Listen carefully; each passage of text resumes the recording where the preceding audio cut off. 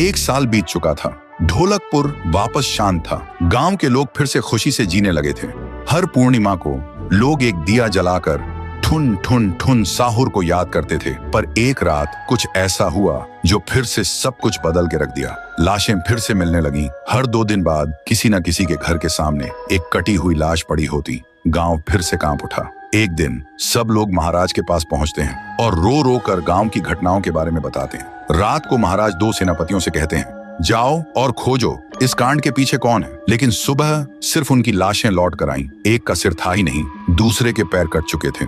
महाराज समझ गए कुछ तो लौट आया है, कुछ जो सिर्फ मौत का खेल खेल रहा है। और फिर कहते हैं, अब इस जंग का सामना मुझे ही करना होगा। उसी रात महाराज चुपके से गांव में आते हैं और एक पेड़ के पीछे खुद को छुपा लेते हैं। और ठीक रात के 2:30 बजे अचानक कहीं से धुआं छा जाता है और उस धुएं के अंदर से एक आवाज आती है,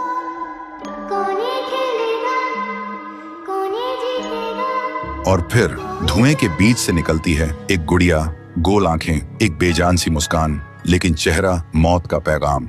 वो गुड़िया एक घर के गेट तक जाती है और बच्चों जैसा एक गाना गाने लगती है। उसके गाने की आवाज सुनकर एक आदमी बाहर आता है और अगले ही पल वो गुड़िया उसका सिर चबा जाती है। वो आदमी तड़प तड़प के वहीं जमीन पर गिर जाता है। महाराज सब कुछ देखते हैं। उनकी आंखें भर जाती हैं। उन्हें समझ आ जाता है इसके सामने जाना मतलब खुद का अंत लिखना है। अगली सुबह गांव के लोग इकट्ठा होते हैं। महाराज कहते हैं, ये पिछले भूत से भी ज्यादा डरावनी है।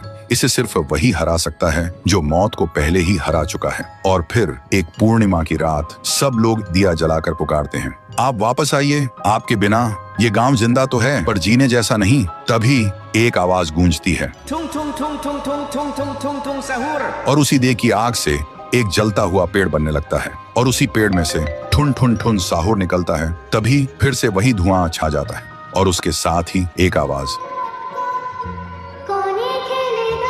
सब लोग घुटनों के बल गिर जाते हैं और कांपती आवाज में बोलते हैं, हमें बचाइए, वो आ गई है। ठुन ठुन ठुन साहुर एक जोरदार जंप करता है और सीधा उस धुएं में घुस जाता है और शुरू होती है एक आखिरी जंग ठुन ठुन ठुन साहुर और गुड़िया की। जमीन कांपने लगती है, आसमान से बिजली गिरती है और जब धुआं हटता है तो दिखाई देता है गुड़िया बिखर चुकी थी। हाथ अलग, सिर अलग, पैर अलग। और तब से गांव में फिर से एक नई सुबह हुई। महाराज मुस्कुराए, गांव वाले जीने लगे और उस दिन के बाद ठुन ठुन ठुन साहुर सिर्फ एक भूत नहीं रहा, गांव का रक्षक बन गया। लेकिन उसी रात कुछ ऐसा हुआ जो किसी को भी पता नहीं चला। गुड़िया का सिर, हाथ, पैर अपने आप जुड़ने लगे थे और फिर वो वहां से चली गई। तो दोस्तों, अगर आप देखना चाहते हैं पीहू वर्सेस गुड़िया तो इस वीडियो को 1 लाख लाइक्स तक पहुंचा दो।